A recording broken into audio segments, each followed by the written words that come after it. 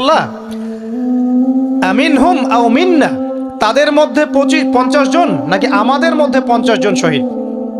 নবী করিম সাল্লাল্লাহু আলাইহি ওয়াসাল্লাম বলছেন, বাল মিনকুম, বরং তোমাদের মধ্যে 50 জন শহীদ।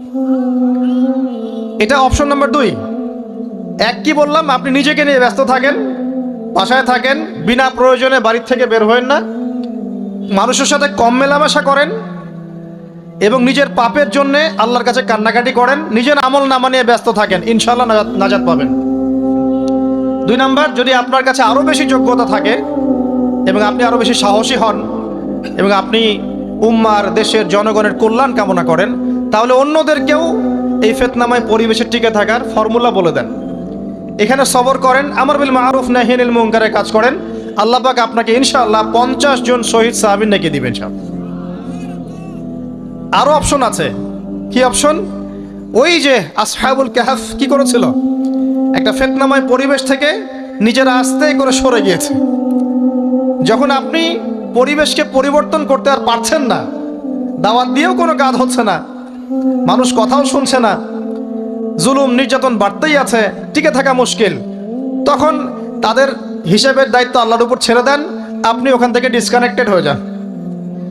তো হয়তো আপনার কাছে মনে হচ্ছে না এখন ওই যুগ আসে নাই, কিন্তু আমি আপনাকে বলে দেই যে কোরআন এবং সুন্নাহর চোখ দিয়ে যদি আপনি দেখতে শেখেন এবং বর্তমান বিশ্বের প্রেক্ষাপটটা অ্যানালাইসিস করার যোগ্যতা আপনি অর্জন করেন কোরআন সুন্নাহর চোখ দিয়ে, আপনি বুঝতে পারবেন সেই সময় অনেক আগেই চলে এসেছিল।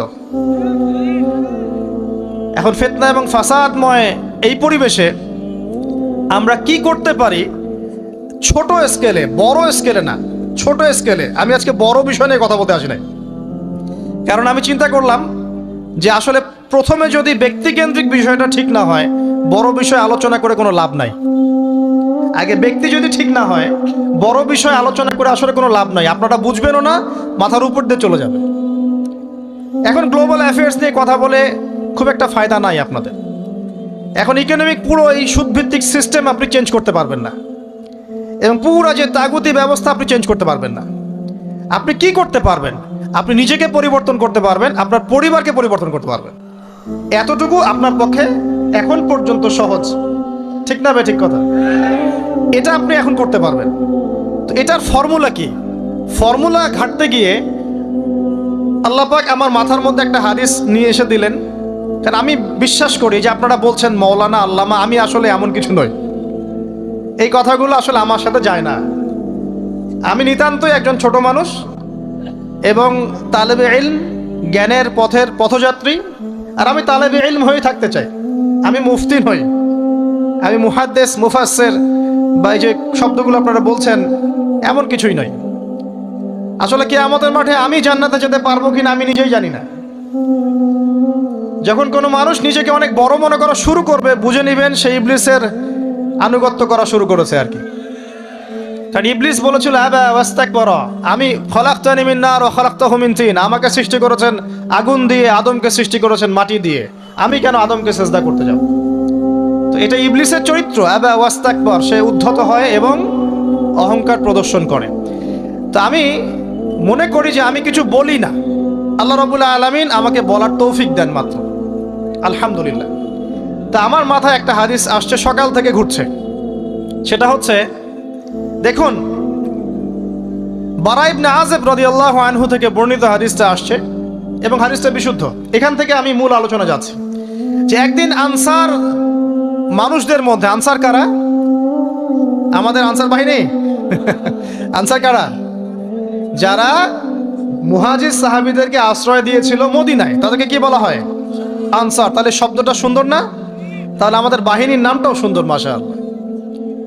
তো আনসার সাহাবীদের মধ্যে একজন ইন্তেকাল করেছেন, ইন্না লিল্লাহি ওয়া ইন্না ইলাইহি রাজিউন। এখন তাকে দাফন করা হচ্ছে, আর নবী সাল্লাল্লাহু আলাইহি ওয়াসাল্লাম কবরের পাশে চুপ করে বসে পড়লেন। তার বসা দেখা দেখি বাকি সাহাবীরাও তাকে ঘিরে গোল করে বসে পড়লেন। তারা বলছেন, আমরা এমন ভাবে এখানে বসেছিলাম যেন আমাদের মাথার উপরে পাখি এসে বসতে পারে, চুপচাপ, কোনো নড়াচড়া নাই। দেখেন, রাসূলের সাথে বসার সুন্নত দেখেন। কোরআন এবং হাদিসের মাহফিলে বসার কিন্তু সুন্নত আছে। এখানে বসে দুনিয়াবি এত গল্পগুজব করা যাবে না।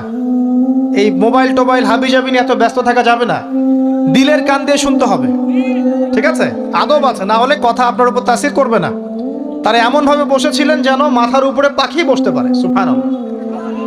এবার নবী করিম সাল্লাল্লাহু আলাইহি ওয়াসাল্লাম বলছেন যে যখন মাইয়েতকে কবরে শোয়ানো হয় তখন সে